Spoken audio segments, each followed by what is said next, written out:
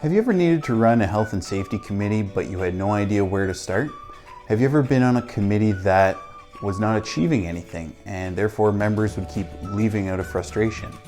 Have you ever had to organize a committee for any reason but you worried that people wouldn't take you seriously because it's your first time, you don't really know what to say or when to say it to get things done? In this video, I'll give you all the tools and info that you need to organize effective committees and to keep and grow an active and engaged membership. I'll also share with you some pitfalls to avoid, a suggested agenda, and tips to help protect yourself through transparency right from the start of your very first meeting. Now let's dive in and get this committee sorted out.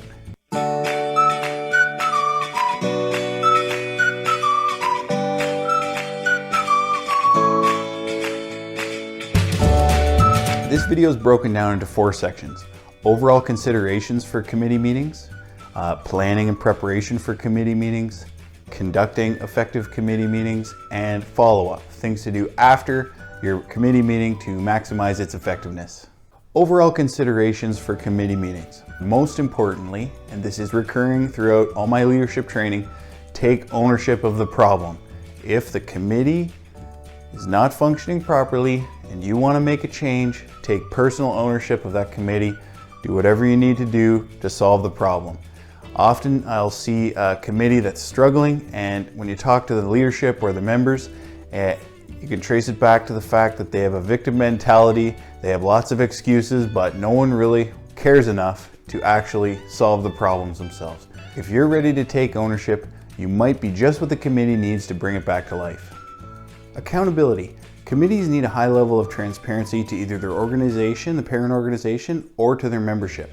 This means that every decision made by the committee and every dollar spent needs to be tracked or documented to justify and explain why later. The key mechanisms for maintaining accountability in a committee are quorum, how decisions are made, the process by which they're made, and minutes. Quorum is set by either the committee or the organization, and quorum is a minimum number of members that must be at a committee meeting for decisions made at that committee meeting to take effect or be official. Decisions are made in a very deliberate process where members will make motions or proposals, which are known as motions or movements in a committee, and then the membership will vote on them and they'll either be carried, approved, or passed, which means rejected. Quorum decisions, discussions, and the outcomes of all motions are diligently documented in the minutes of the committee meeting. Minutes are basically the documented record of everything that happened at the committee meeting. Minutes are drafted by someone, usually the secretary. At the next meeting, they will be publicly reviewed and amended, and then they will be accepted by another vote. And in that way, the committee will document its own decisions and its own processes to justify its decisions.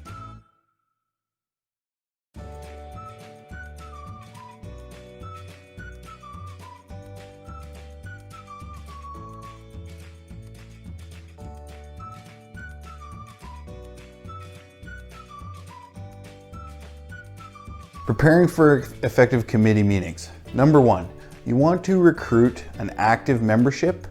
Maybe you know someone who's has strong opinions about things that the committee deals with, like health and safety. Number 2, plan the agenda. You want a committee meeting to have a very good sequence that flows and makes a lot of sense. Once the agenda is planned, you can forward it out to your membership ahead of the meeting so that everyone knows what to expect when they show up.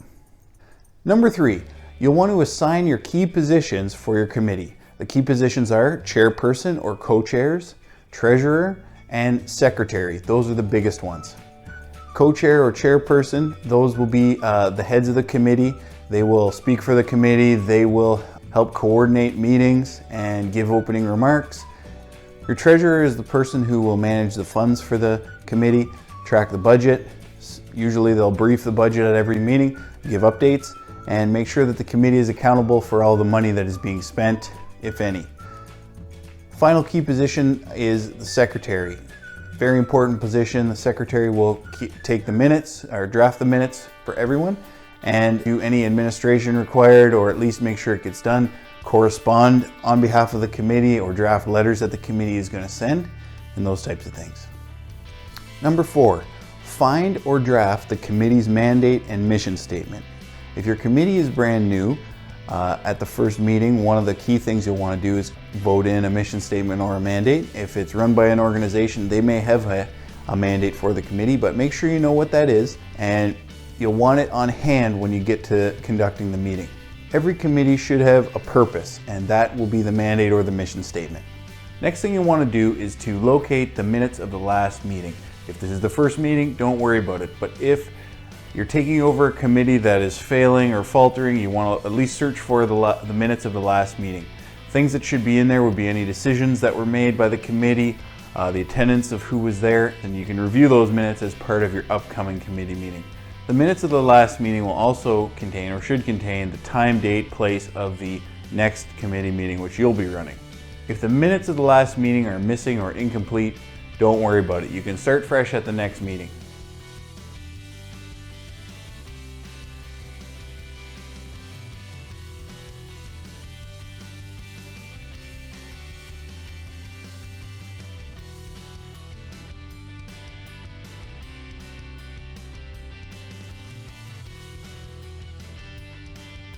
Section 3, conducting committee meetings. As people enter for your committee meeting, I recommend that you greet them, socialize a bit, try to be positive, and introduce yourself, meet everyone on the committee. The more people you know, the easier it'll be to run that committee. Second, seating.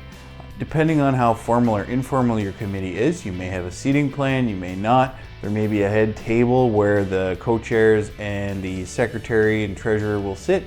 Otherwise, it could just be a round table, kind of a free-for-all, which is fine too, depending on the committee. Next, you're going to want to make sure that attendance is taken at your committee meeting.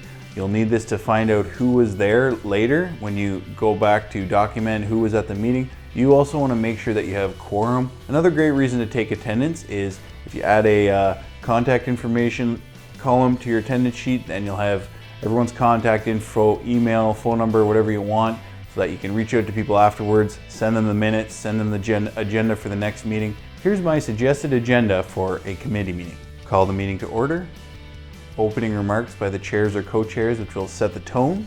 I suggest reading the mandate or the mission of the committee out loud so that everyone can have it foremost in their minds as they present their arguments or make their suggestions. Remind everyone of the ground rules. If the committee has rules or if the organization have rules, either post them or read them or remind everyone, hey everybody, no personal attacks, let's keep everything solution focused and that sort of thing. Share the agenda, either post the agenda quickly on the screen or remind everyone of the agenda. You could hand it out so that everyone knows what to expect. Next is to review the minutes of the last meeting. This is an important step in a committee meeting that usually won't happen in other types of meetings. You're going to go back and review the minutes of the last meeting to agree upon, yeah, that was actually said, that, and then at the end of reviewing them, members will be able to propose amendments, or they'll say, yeah, everything here is good, this is how I remember the last meeting as well. And then once that motion is passed, those minutes will then be entered into the archives of the committee as the formal record of what was discussed at the last meeting. That's how a committee will track its decisions and document its history, and that's why minutes for committees are so important.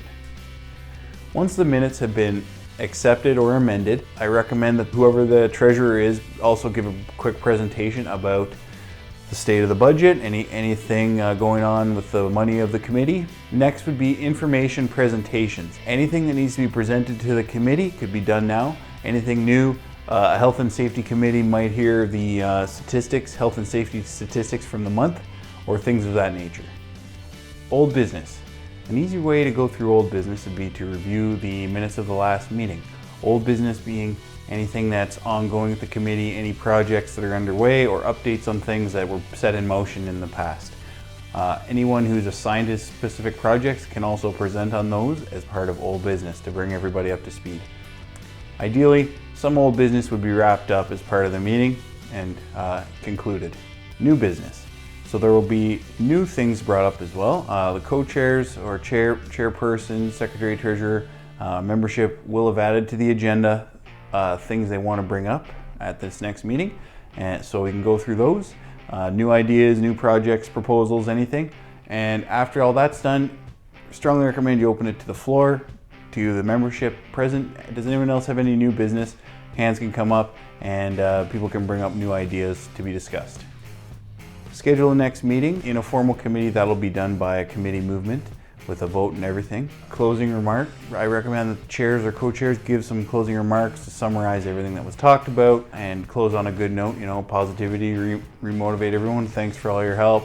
I think this is going to be a good project or something of that nature. And a movement to adjourn will conclude the meeting. A couple overall principles to always keep in mind when you're conducting committee meetings is, number one, make sure everything's tied back to decisions that are made by the committee at a meeting with quorum in the minutes documented. Those are your main things to hit. Next is to make sure things are clear before they're voted on if possible. You don't want people to be confused, or the worst is to have a unanimous vote, but it was unclear and it was ambiguous. One other overall principle to guide you in running a committee is to watch out for conflict of interest.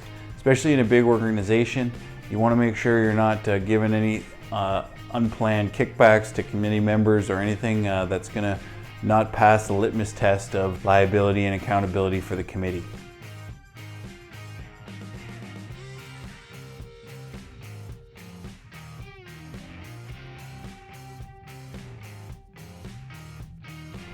Section 4, post-meeting follow-up. After every committee meeting, you definitely want to send out the draft minutes so everyone can review it. Also an invitation to the next meeting and any other information that you want the committee to have, and that'll be aided by the attendance sheet that you collected with everyone's contact info during the meeting. Here are some bonus tips to keep your membership engaged and recruit and keep new members. Number one, you could see if anyone on the committee would be willing to produce a monthly newsletter or something like that to keep everyone informed and engaged in the goings-on of the committee. Next would be to bring coffee and donuts. That sounds simple and silly, but it's worked for me in the past. And if your organization won't buy you coffee and donuts for your committee meeting, but you want your committee to succeed and you want people to show up to it, spring $20, $30 out of your pocket every month and bring coffee donuts. And all of a sudden, you're gonna have people showing up to your meetings, and now, what do you know, you're leading a successful committee. You might consider what other rewards you could incentivize participation with. Again, you could go to your organization and see, will they give you funds for long service awards or MVP awards or anything like that. Maybe you've got a 1-year pin or a 5-year pin for committee members. That would be a pretty cheap option. There's countless ideas like that. One other idea would be, if a member showed up to every single meeting all year, they could get a hat or a water bottle. Anything cheap to incentivize participation like that will go a long way towards getting people to your meetings. And once you have them there, they'll always pipe up with opinions and hopefully add to the value of the committee meeting.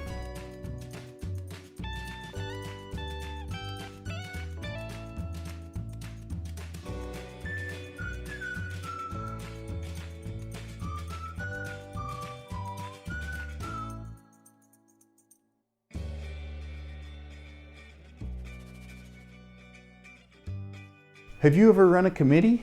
What tips and tricks do you have from your experience? Have you ever been part of a committee that was poorly run or failing and people were leaving? Feel free to share those experiences below. I'd love to read about it. What leadership or management challenges do you face every day? I'd also love to hear about that as well. Join the conversation and share your experiences below. Click the link below in the description to check out my pocket guide on running effective committee meetings, and it also includes a suggested agenda. Like and subscribe for more videos. Join us at HereIComeWorld.ca and unleash your leadership potential.